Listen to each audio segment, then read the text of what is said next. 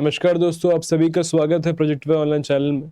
और आज हम लेके आए हैं हमारा एक और लेक्चर, लाइट चैप्टर का लेक्चर नंबर 8। ठीक है। इसके अंदर में हमने लास्ट लेक्चर में काफ़ी कुछ पढ़ा था मिरर्स के बारे में। ठीक है। और आज हम जाएंगे पढ़ने थोड़ा रिफ्रैक्शन के बारे में। तो बिना टाइम गवाए हम स्टार्ट करते हैं लेक्चर को। हम जल्दी खत्म करेंगे, ज़्यादा टाइम नहीं लेंगे। ठीक है। हमारे पास में पहला टॉपिक है रिफ्रैक्शन। अब भाई देखो, रिफ्रैक्शन क्या होता है। हमने रिफ्लेक्शन पढ़ा था कि एक सरफेस ली हमने। ठीक है, एक सरफेस ली, उसे हमने पॉलिश कर दिया अच्छे से। ठीक है। एक लाइट आएगी, उस पॉलिश सरफेस वो बेंड हो जाएगी वापस सेम एनवायरनमेंट में। ये तो रिफ्लेक्शन, ये तो रिफ्लेक्शन। परफेक्ट। रिफ्रैक्शन क्या होता है कि भाई देखो, refraction is the bending of light when it passes from one transparent medium to another. अब देखो क्या बोल दिया इसने। इसने ये बोल दिया भाई कि जब जो लाइट होती है वो एक मीडियम से दूसरे मीडियम में जाती है ना, तब उस लाइट की स्पीड बेंड होती है। अरे, लाइट बेंड भी होती है? हाँ भाई, लाइट बेंड होती है। अच्छा, क्यों बेंड होती है? क्योंकि कॉज क्यों होती है, क्यों? Due to change in speed of light in different media. क्योंकि अलग अलग मीडियम में लाइट की स्पीड अलग होती है। अच्छा हाँ, पार्टिकल की डेंसिटी के हिसाब से लाइट की स्पीड जो होती है वो वेरी करती है। ठीक है। और अलग अलग मीडियम में उसकी स्पीड क्या होगी, अलग अलग होगी। अब अगर स्पीड अलग अलग है, इसका मतलब ये है कि जब कोई लाइट का जा रहा था एक मीडियम के अंदर में, तो उसकी स्पीड अलग होगी। और दूसरी मीडियम में एंटर करेगी तो उसकी स्पीड अलग होगी, जिसके वजह से उसके अंदर बेंडिंग आ जाती है। अब बेंडिंग या तो वो अंदर की तरफ होगी या फिर बाहर की तरफ होगी। वही रिफ्रैक्शन है। ठीक है।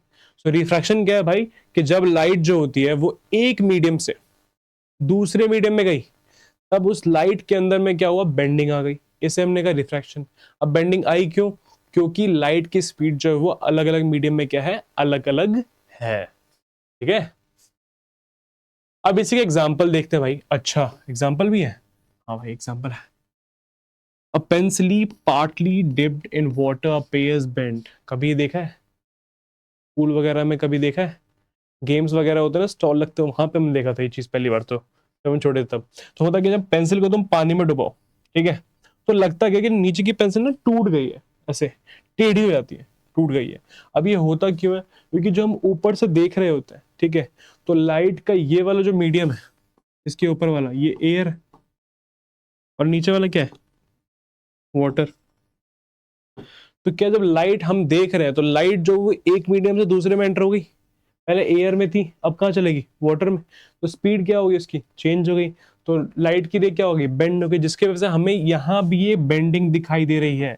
इसका मेन रीजन यही है कि यहाँ पे लाइट की स्पीड चेंज है, इसलिए हमें बेंडिंग दिखाई दे रही है, और कोई रीजन नहीं है। ऐसी ही और चीजें भी होती हैं, जैसे कि बोलते surface of swimming pool appears close।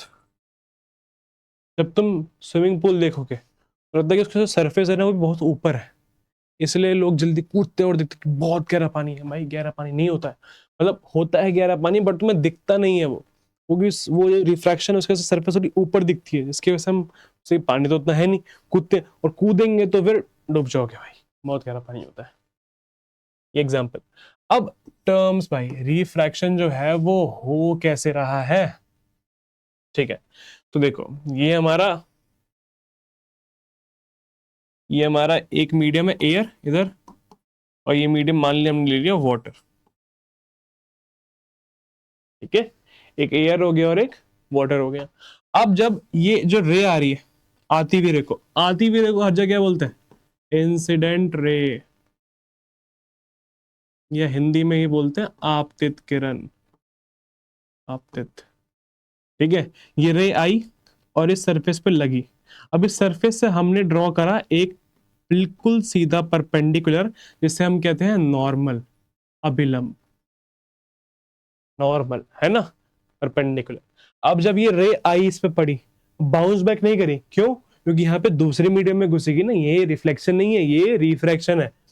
अब जब दूसरे मीडियम में गई है, तो अब इस वाली रे को हम क्या बोलेंगे, इस वाली रे को बोलेंगे हम, वहां क्या बोलते थे, दूसरी रे को बोलते थे हम रिफ्लेक्टेड रे, है ना, परावर्तित किरण।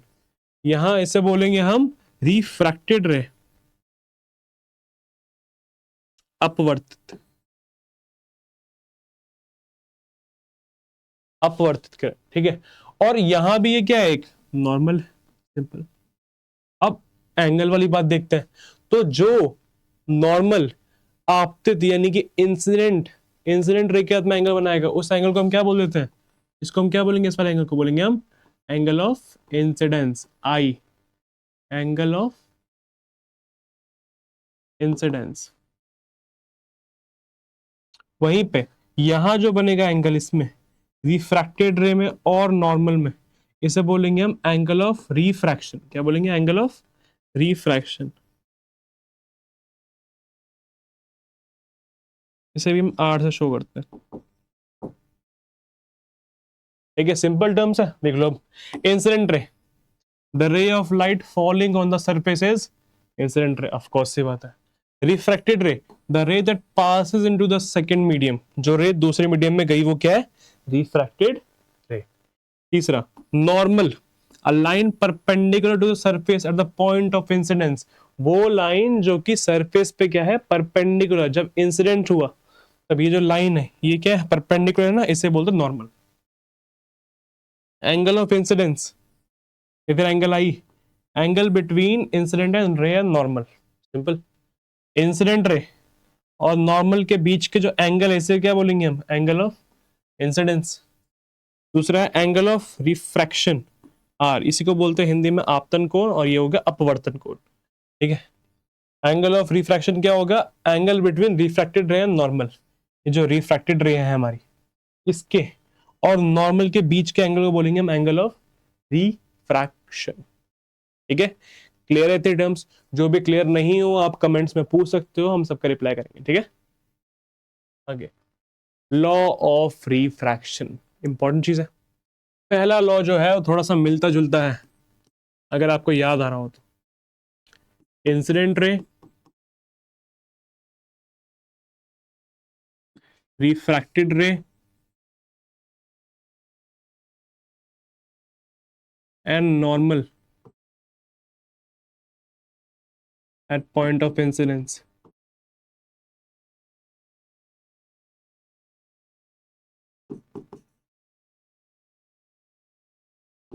All lie in same plane, same plane मतलब सेम सरफेस पे लाई करते हैं। तीनों चीजें कौन कौन सी, इंसिडेंट रे, रिफ्रैक्टेड रे और नॉर्मल, ठीक है।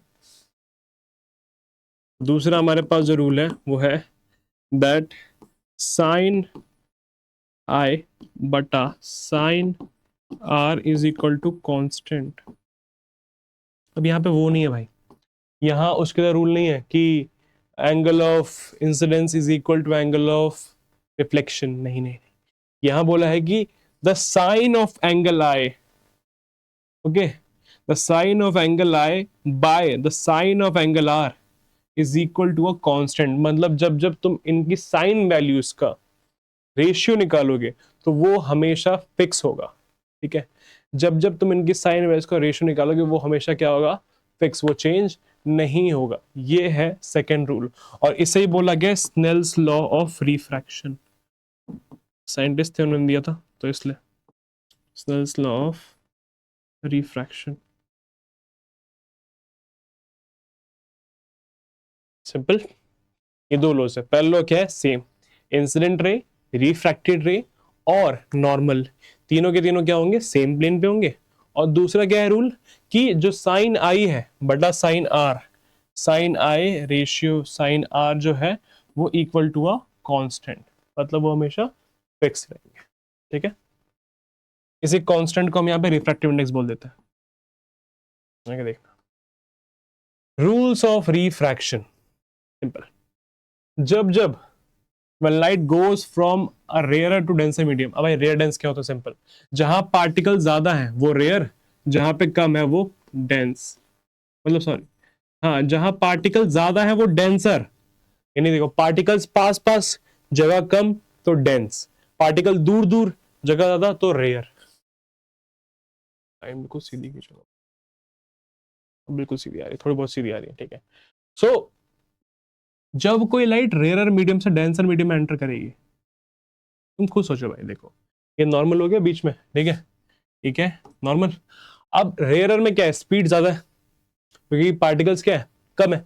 अब स्पीड ज्यादा तो बहुत तेज भाग रही है, जब डेंसर में तो स्लो हो जाएगी, स्लो हो जाएगी, गिर जाएगी नीचे की ओर, नीचे की ओर गिर जाएगी, सिंपल ऐसा समझ रहा। ये जो यहाँ पे हमारा एंगल आई बना, ठीक है, अब क्या होगा, ये ऐसे गिर जाएगी, जाना ऐसे चिके ऐसे, बट ये नॉर्मल की तरफ बेंड हो जाएगी, तो क्या होता है ये, बेंड टूवर्ड्स नॉर्मल।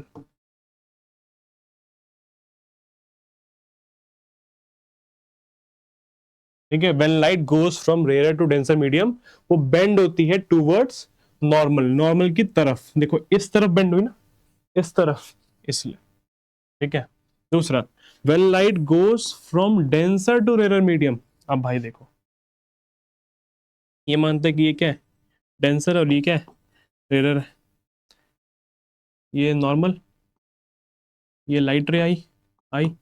अब देखो, जब डेंसर में क्या, स्पीड स्लो स्लो है, slow slow slow slow slow slow आई, जैसे रेयर में एंटर हुई, ओ भाग तेज तेज, ठीक है।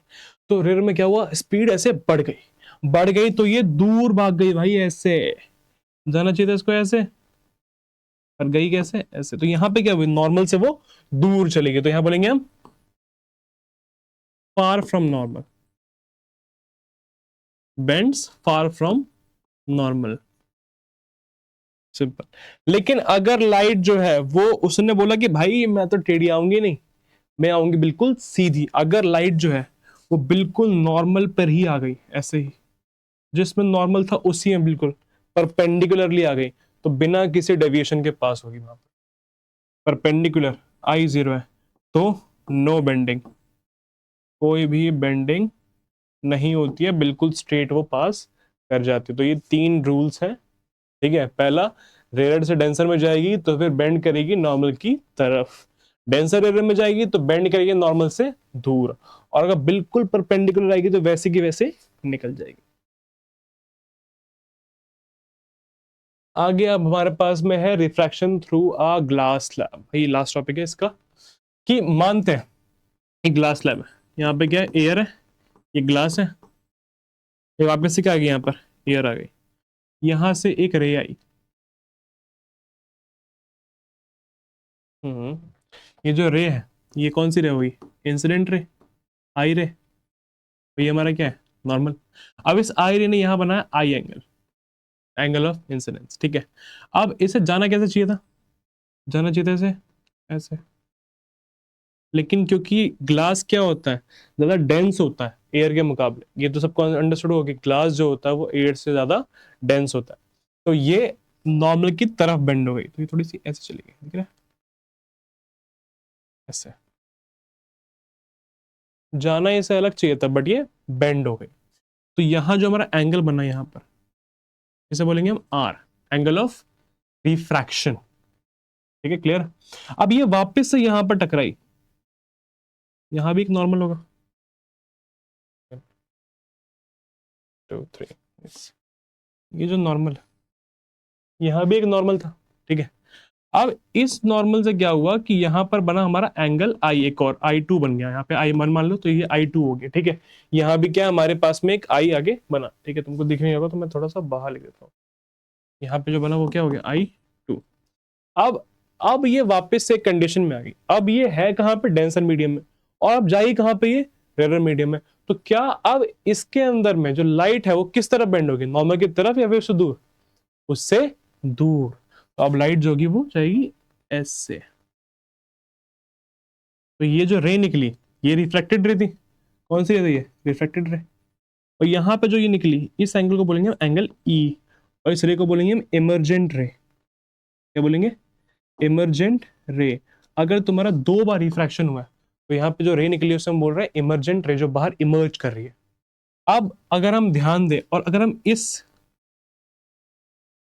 इसको हम थोड़ा सा एक्सटेंड करें, तो हमें मिलेगा कि ये जो रे थी, इसको जाना कुछ ऐसे था, लेकिन क्योंकि यहाँ पे डिस्टरबेंस आया, बीच में मीडियम आ गया, तो ये गई कुछ ऐसे, तो लास्ट रे गई, और जो एक्सपेक्टेड थी कि वो जाएगी, उनके जो बीच का जो डिस्टेंस जो शिफ्ट आया है, तो शिफ्ट है, इसे डी बोल दो, और इसी डी को हम बोलते हैं lateral displacement.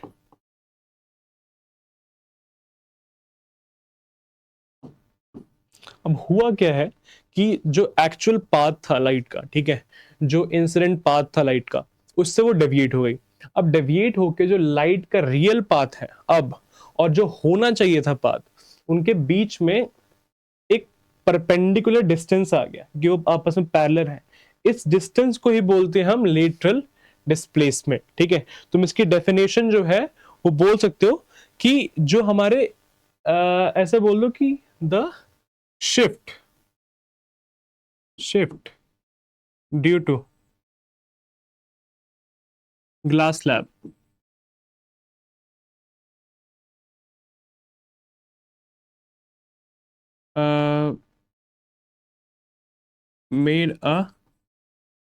made both apart, perpendicular distance बोल दो, perpendicular distance between incident and emergent ray, और उसे ही बोलते हैं हम that is lateral displacement. Book की डेफिनेशन को फॉलो करना, आप सिंपल रहेगा, ठीक है। इसे ही बोलते हैं हम लेटरल डिस्प्लेसमेंट, ठीक है। तो मैं राइटिंग को समझ में तो आ नहीं रही होगी, तो बुक में लिखे हुए बुक की डेफिनेशन फॉलो करो, ठीक है। लेटरल डिस्प्लेसमेंट बस तुम समझने के लिए तो समझो कि ना, जो हमारी इंसिडेंट रे वो जैसी जानी चाहिए थी एक्चुअल पाथ में, उससे वो डेविएट हो गई, ठीक है। और डेविएट होने के बाद में जो लास्ट में रे निकली है, उसके और इसके बीच में जो डिस्टेंस है, उसे बोला गया है हमने लेटरल डिस्प्लेसमेंट, ठीक है, जो डिस्प्लेसमेंट आ गया। अब ये जो लेटरल डिस्प्लेसमेंट है, ये किस किस चीज पे डिपेंड करता है, ठीक है। ये काफी सारी चीजों पे डिपेंड करता है, जैसे कि डिपेंड्स अपॉन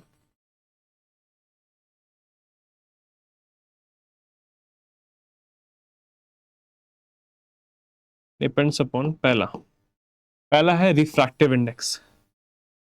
ये पढ़ेगी अभी हम आगे, ठीक है। ये रिफ्रैक्टिव इंडेक्स क्या होता है, बेसिकली डेंसिटी की बात हो रही है। जो ये हमारा ग्लास स्लैब है, उसका रिफ्रैक्टिव इंडेक्स कितना है, जितना ज़्यादा होगा उतना ही ज़्यादा बेंडिंग होगी लाइट की, जिसकी वजह से ये जो डिस्प्लेसमेंट है ये वैरी कर सकता है, ठीक है। दूसरा है हमारे पास में थिकनेस ऑफ ग्लास स्लैब। जितनी ज़्यादा ग्लास स्लैब थिक होगी, ठीक है, हमने बहुत थिक बनाई है बट इतनी थिक होती नहीं है क्योंकि जितनी थिक होगी उतना उसमें रिफ्रैक्शन होता रहेगा। तो यहाँ पे एक क्राइटेरिया आ जाता है कि वो थोड़ा सा दिक्कत देगा, ठीक है। दूसरा हमारे पास में है, तीसरा, वेवलेंथ ऑफ लाइट रेस। भाई लाइट रेस की वेवलेंथ कितनी है, क्या पता बीच में ही खत्म हो जाए। वेवलेंथ मतलब कि कितनी लॉन्ग, पता होगा तो तुम्हें। वेवलेंथ मतलब होता है कि कितनी दूर तक लाइट रे जा सकती है, वेवलेंथ पे डिपेंड करता है सब कुछ। उसकी वेव होती है, उसकी लेंथ कितनी है। और चौथा है हमारा एंगल ऑफ इंसिडेंस। एक्चुअली बहुत ज्यादा, अगर मान लो कि मैंने एंगल ऑफ इंसिडेंस जो है वो जीरो कर दिया, बिल्कुल प्लेन छोड़ दिया, तो कोई डिस्प्लेसमेंट ही नहीं आएगा, ठीक है। मैं इसको और डाउन करूंगा तो ये जो डिस्प्लेसमेंट है बढ़ता जाएगा। तो एंगल ऑफ इंसिडेंस पे भी डिपेंड करता है रिलेटिव डिस्प्लेसमेंट। तो चार चीजें हो गई, पहला रिफ्रैक्टिव इंडेक्स, दूसरा थिकनेस ऑफ ग्लास स्लैब, तीसरा वेवलेंथ ऑफ लाइट रेज, और चौथा क्या हो गया भाई, एंगल ऑफ इंसिडेंस। तो ये चार चीजें हैं जिस पे रिलेटिव डिस्प्लेसमेंट जो है वो डिपेंड करता है। तो इतना आप पढ़ लोगे, वापस से एक बार बुक से आप रीडिंग करना और इसे पढ़ना, ठीक है। समझ में नहीं आया तो एक बार लेक्चर को पीछे करना और वापस समझना। फिर भी कुछ नहीं आ रहा समझ में, तो आपके जो भी डाउट्स हैं उसको आप कमेंट में डालो, हम उसे एड्रेस करेंगे, ठीक है। तो तब तक के लिए अब हम मिलते हैं नेक्स्ट लेक्चर में, आगे का पढ़ेंगे। तब तक के लिए चलते हैं, मुबारक हो और धन्यवाद। ध्यान रखिए अपना, बचे रहिए, ठीक है। मिलते हैं।